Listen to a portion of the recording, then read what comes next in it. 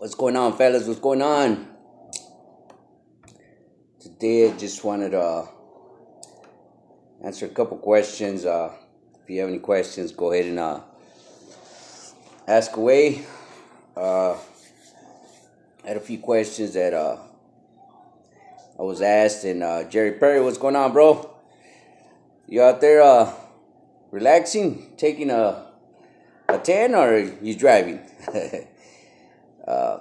But I just want to answer a question. The shy one, what's going on, the shy one? Um, Louis Barry, what's the difference between flatbed pay and step deck pay? Good question. Don't know anything about that. All I know is container, dry, and reefer. That's all I know. Taking a 30. Where you at, Jerry? Uh, Look at this. Look at this fat kid. Oh, this is my grandkid Jacob. As as soon to be cattle, Chicago. J Bosu, what's up, bro? What's going on? Heading to PA. Good thing. Good thing. Um. Anyways, wanted to answer. Because for some reason somebody got it mixed up that the truck I went to go see at Rush, Peterbilt in Fontana. For some reason, somebody got it misconstrued that I was gonna buy that truck. I'm not buying that truck. I want to buy it by December or January. That's when I'll be in the market for another truck. But right now, I'm not in the market. Trying to do something else with my money. My money's getting tied up right now, and I'm pretty much on a tight budget right now because of what I'm trying to do. So I'm not in the market right now for that truck. I want that truck, which they have five trucks. Uh, they're all light blue trucks, Freightliners with Cummins engines. But what's up, Sam? What's going on, bro? But I'm not in the market for that truck right now. I, I wish I could buy it, but I can't buy it right now. There's no freaking way I can buy it.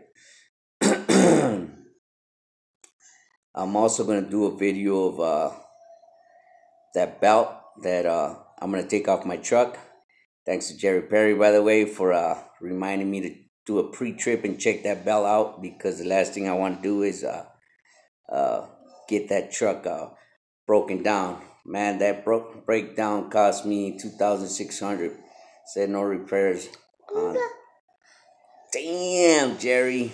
Yeah, that was a pretty penny, bro. That was a pretty penny. J Ball. Juanito. Yeah. Yeah, that's my grandbaby right there. Fat boy. Fat boy. Yeah. So, yeah, Jerry, that's man, bro. That was not cool at all, bro. That was not cool at all. That's a pretty penny, if I should say so myself. You want down? You want down? You want to go with grandma? No? All right, cool.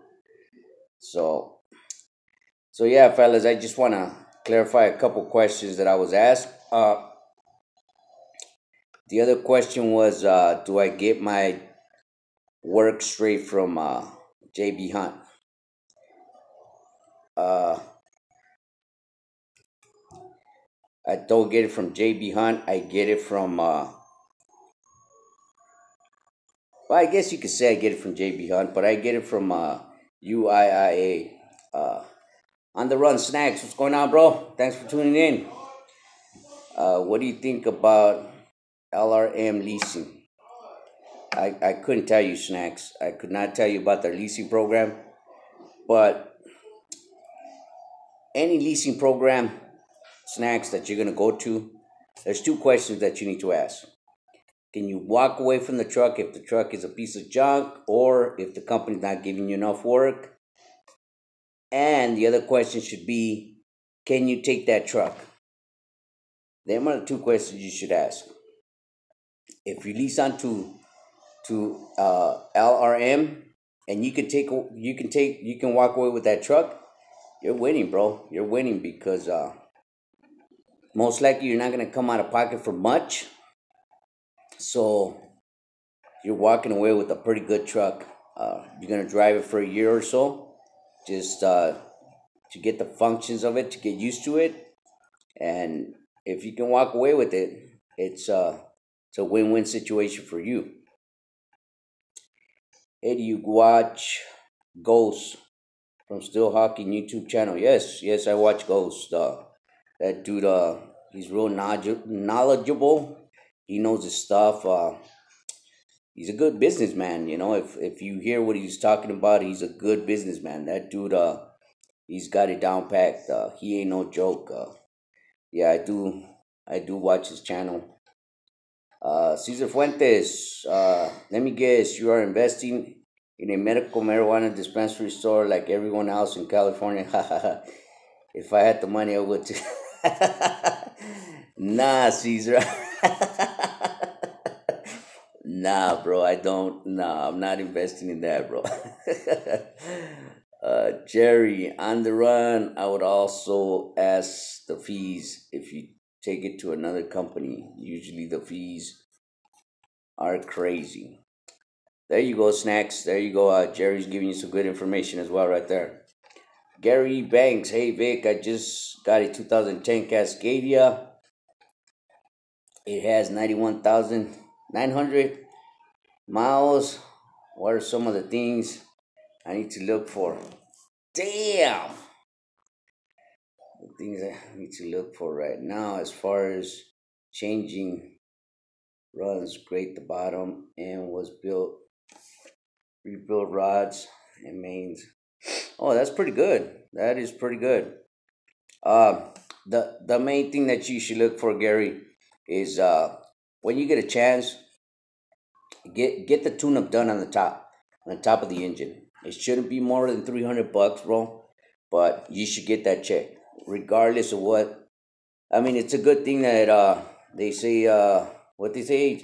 Uh, the bottom end was rebuilt, rods and mains. So even though they say that, at Freightliner too.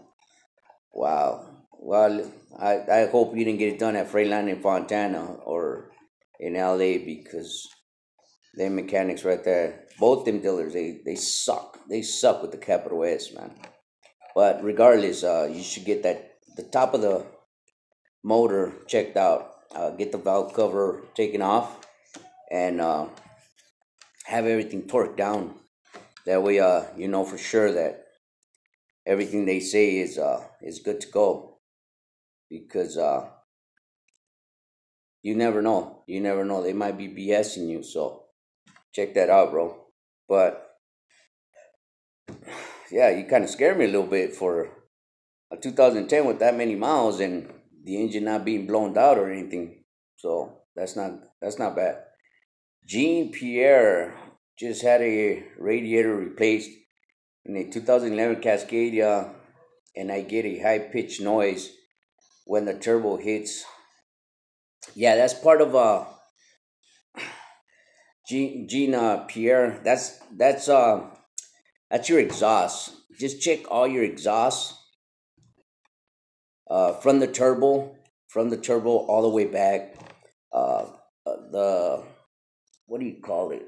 Oh my god, I forgot what it's called. It's a piece of pipe that goes into the radiator. I forgot what it's called, but check all the hosings from there all the way through your to your exhaust pipe, and you just got a clamp that's loose. That's all it is. It's a clamp that is loose and needs to be tightened up. That's it's not a big deal. Can you make 1,000 hauling JB Hunt containers? Only work 10 hours or less? No, you can't, Caesar. No, you can't. Go, grandma. Go, grandma. Go, pops. No, Caesar. I'll be honest with you, bro. No, you. There's no freaking way. $1,000, JB Hunt containers. Their rates are too cheap. Uh, and 10 hours or less. Uh.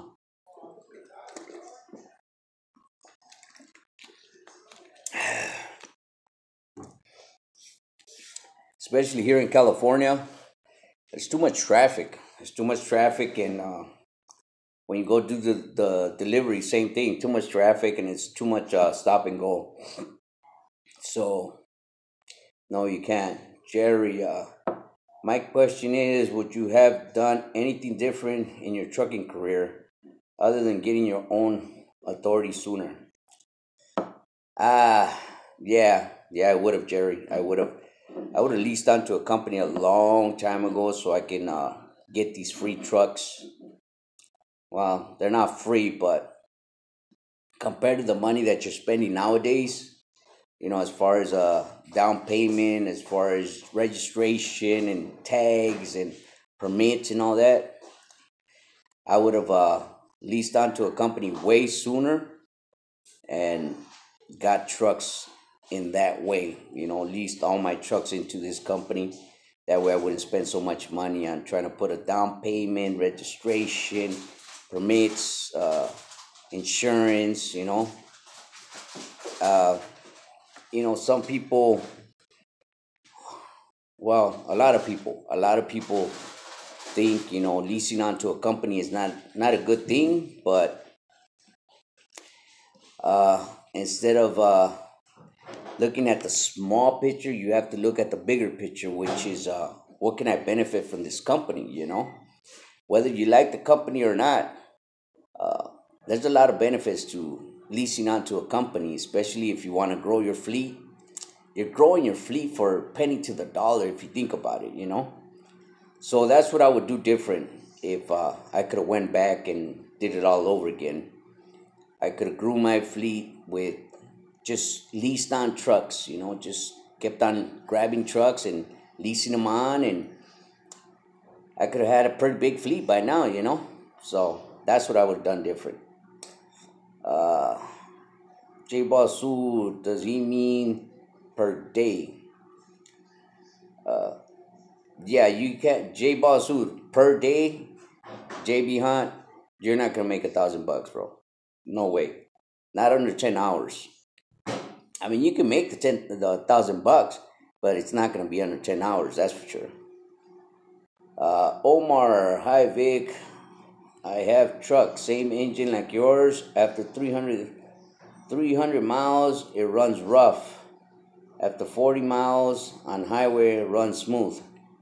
Replace EGR valve, throttle, check DPF filter. It's clean. Any help? Two things: your boost sensor and your injector dozer. The injector is gonna be a little dirty on the tip, but what you want to make sure is that the dozer, where the injector goes into, that hole is clear. I have a video that shows you how to clean out your injector dozer. I also have a video of replacing your boost sensor. So try them two things. Uh, Good luck with that, Omar. I hope it helps you out. Who is this? Saul. I'm thinking of buying a truck, but I don't know if I can transfer BOFA. What should I do? BOFA. Transport. Can I transfer BOFA? So I don't understand the question. Transfer BOFA. What is BOFA? I'm thinking of buying a truck, but I don't know if I can transfer BOFA. What should I do? Uh, BOFA, these big.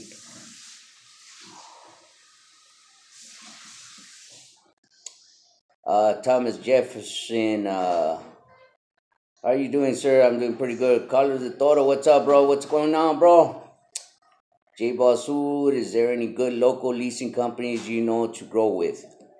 There's a few, bro. There's a few. You got Master Freight, Master Freight down here. Uh, Thomas Jefferson, I really need your advice here. Go ahead, Thomas. Uh, J Basur, Master Freight, bro. And then let me see. As far as rail, you got Master Freight. Uh, Port, I would suggest Southern Counties, Container Connection, Uh, who else? And all these companies, J Ball, you can look them up on the internet, bro. Uh, Southern Counties, Container Connections, and for them two are for port. For rail, you got Freightmaster, you got Top Line, you got Phase Two. Uh, that's all I can think of right now as far as rail's concerned. But yeah, you can go with these companies with no problem. Uh, on the run snacks, LRM is leasing is a leasing company. You can take the truck to any company. Damn, that's pretty good, snacks. That is pretty good. Uh, just don't put yourself in the hole, bro, and go get you a 2018 where you're getting you gotta put what is it like 800-900 bucks a week, to pay that truck. Just don't do that, bro. Get your used truck. Get your used truck, a 16, even a 15, bro, and do it for a year. Do it for 6 months. Whatever the contract stipulates. Do it like that, and then. But look at your contract though. Look at your contracts next. Make sure your contract is legit, and see if they're not gonna want to keep you for another year, or add some more charges to it when you try to walk away with the truck. Look at that contract, read that contract as good as you can.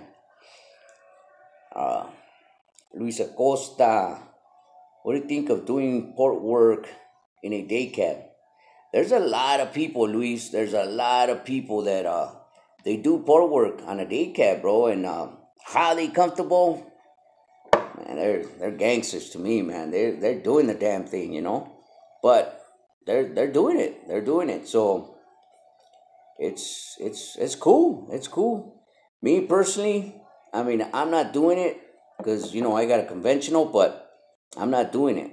But if I had a choice, I would grab me a mid roof. A mid roof only has one bunk.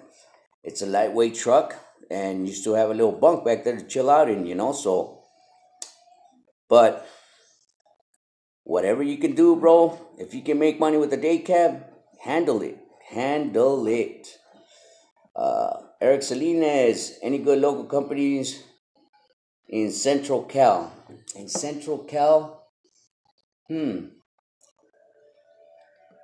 No, I apologize, Eric. I don't know any companies in Central Cal. No, I don't. Carlos del Toro has the reefer freight local. It's great. It's great, Carlos. It is. It's great, bro.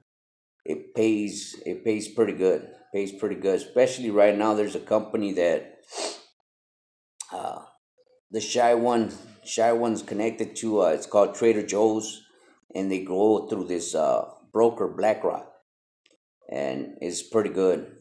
They do nothing but local deliveries to all the Trader Joe's down here in Southern California, and they're great. They're great. You go in at 1 o'clock in the morning. Uh, you go deliver your load. Of course, you're partially offloading your truck because all you're doing is bringing your pallet. They give you a pallet jack. You get in the trailer and you push the pallet all the way to the end. They have a forklift at the other end. They just take it off, and after you offload everything, they just give you all the empty canisters, racks, and all pallets and stuff like that. And you just take it back to the yard, drop the trailer, and you're done. The shy one, they pay us 449 for that run, and the majority of the times it's 65 or 67 miles radius from the warehouse in Fontana. So it's not a bad run. Reefer work, it's good. It pays good down here. Gary Ebanks, 2010 Cascadia. Sometimes air pressure will fall when I stop, but builds right back up once you start driving. What do you think? It could be no air leaks. It's got to be an airbag, bro. I had the same problem. I had the same problem. It's a mission to find that air leak. Believe me, it's a mission because sometimes it's tucked in under the airbag. It's tucked in into that metal plate, and then sometimes when you come to a complete stop, that rubber it'll go up and it'll leak air, and then it'll set down. Once the airbag sets down, it shuts down that metal plate, so there's no air leaks. But it's gonna be an airbag. How do you find it? Good question. Good question. That's. But I think it's gonna be an airbag because I had the same situation. Good luck, Eric. I mean, Gary. Good luck with that, bro. J Ball, clean and they'll lease you a truck, or how does that work? Uh, Clean and they'll lease you out a truck, or how does that work?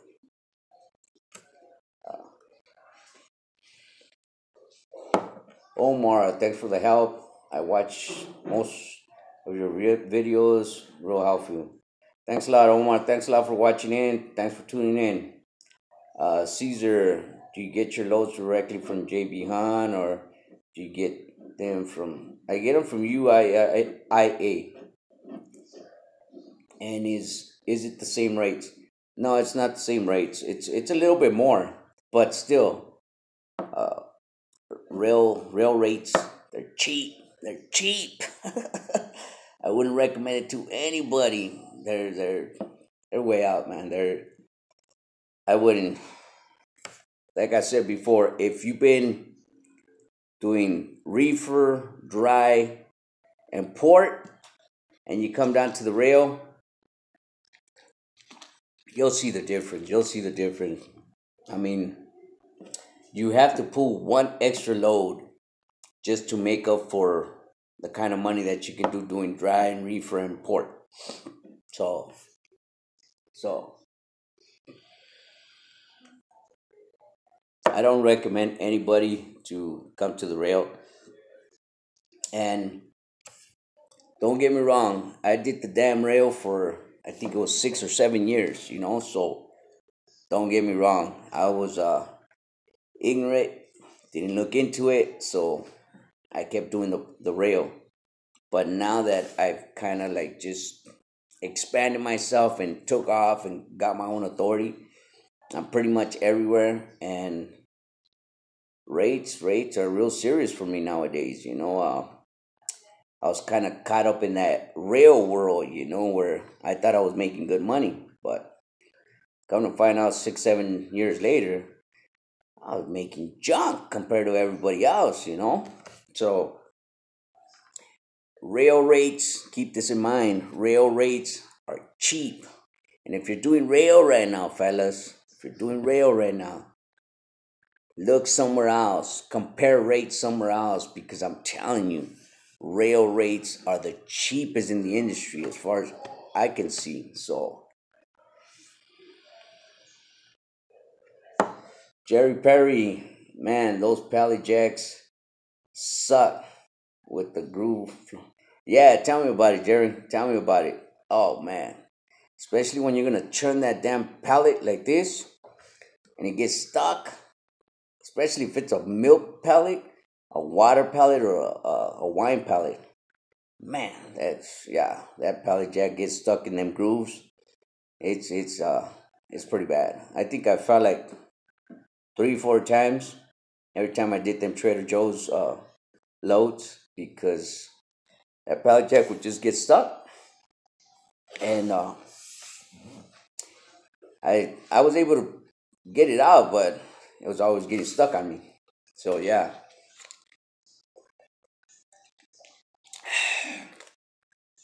So yeah, fellas. Jose, do you recommend getting authority straight out, or going with the company for the first year, or being an owner operator? Jose, I recommend everybody, Jose, to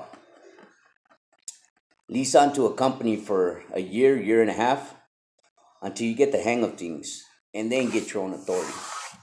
But don't be like me. Don't be like me. Don't get stuck with one company for 7 years without talking to other truckers, talking to other owner operators.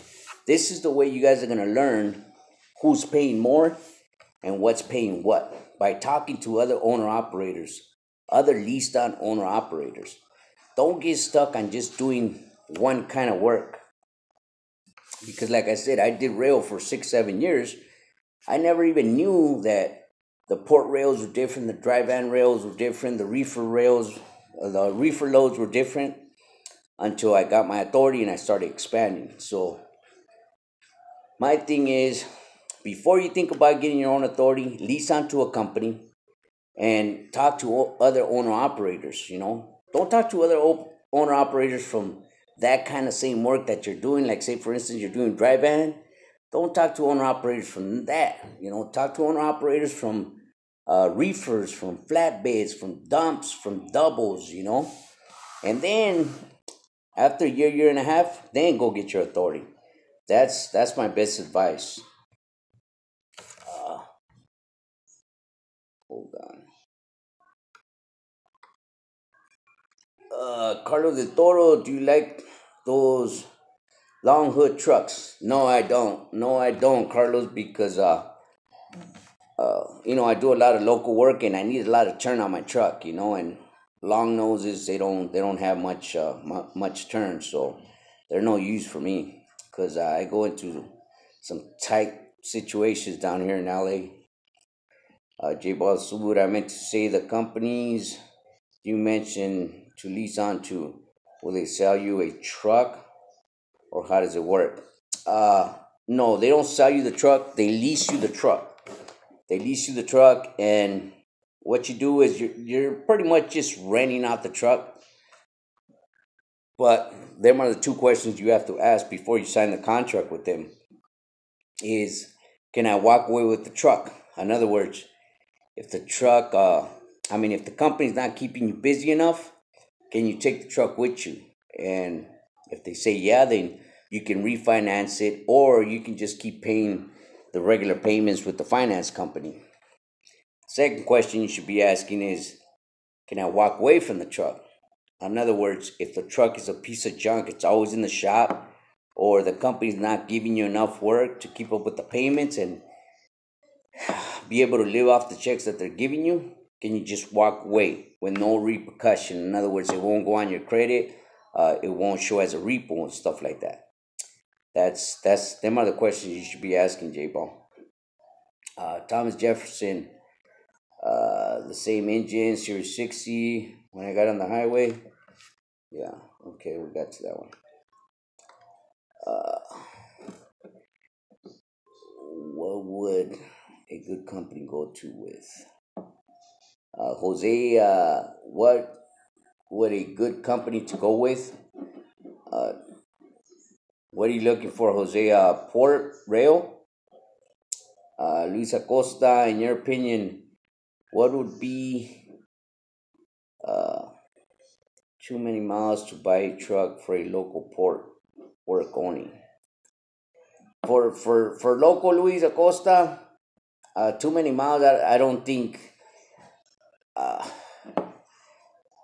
well, I mean, depending on the year, if you're getting like a 2014, anything under 1400, 400,000, that would be some good miles.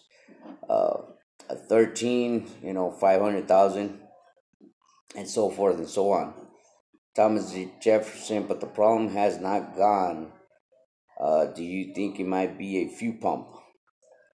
No, no, it's not a fuel pump, Thomas. I missed your question. Where did I miss your question, Thomas? Let me see.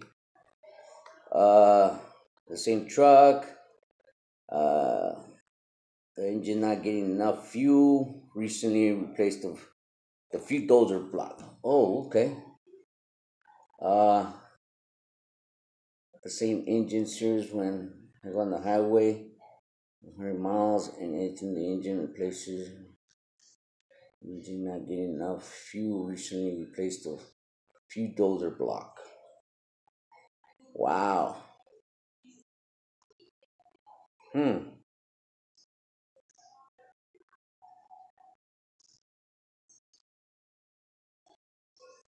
Uh, Thomas, have you had somebody put the laptop to it to do a dyno on it?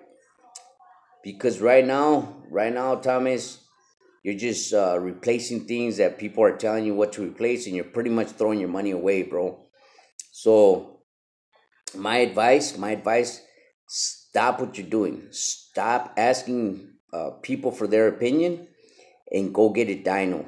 Go to somebody that has a laptop that can hook up their laptop onto your truck. That way they can go straight to the problem. I've done what you are doing, and I'm getting opinions from this person, that person. I'm replacing this and that, and it's not working.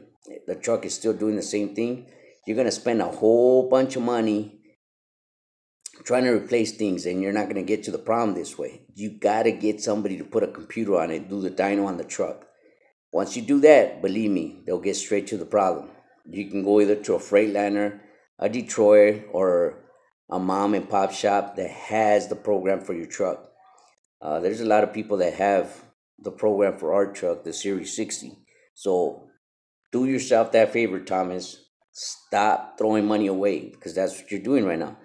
You're just getting opinions from people, and you're going to spend a whole bunch of money. Just spend the money and have somebody do the dyno on your truck. Stop what you're doing, bro. Stop what you're doing. I'm telling you. I know what I'm telling you. I've been in your shoes. Stop what you're doing and go get somebody to put the computer on your truck. Jose would be a good company to go with. Oh wait, no, I'm done there. Uh, Gary Banks, LRM is leasing in Florida. Carlos de Toro, have you heard of Pacifica Port Work? Yeah, yeah, I've heard of them. They got a lot of work. I don't know what their pay is like, but yeah, I've I've seen them around. Uh, Gotta roll out. Have a good day. All right, Jerry. Thanks a lot, man. Be safe out there, and thanks for tuning in. We'll see you on our next video. What's up, Big Paul? What's going on, bro? What's up, Vic? Late for class. What I miss? Nothing yet, bro. Nothing yet. J Ball. Is it cheaper to buy a truck out of state? If yes, how about, uh, for example, 2000? Yeah, that's good, J Ball. That is real good. No, that's my best advice. To buy out of state, J Ball. That's the cheapest way, bro. It's the cheapest way, and you're getting the same kind of truck. You're getting the same kind of truck with less miles, and it's way cheaper. And when you buy from a dealer, I always try to get a printout of the maintenance on the truck. Uh, I always ask the dealer, where did the truck come from? What company did it come from? And do they have maintenance reports on it? Can they give you a copy of the maintenance report just to see what they've done to the truck? When's the last time they did an oil check, oil change, and what kind of maintenance they did on the truck. That way you'll have an idea of what you're getting into. Uh, Time is, I see. That's what's happening. I'll do that. Good luck, Thomas. Good luck.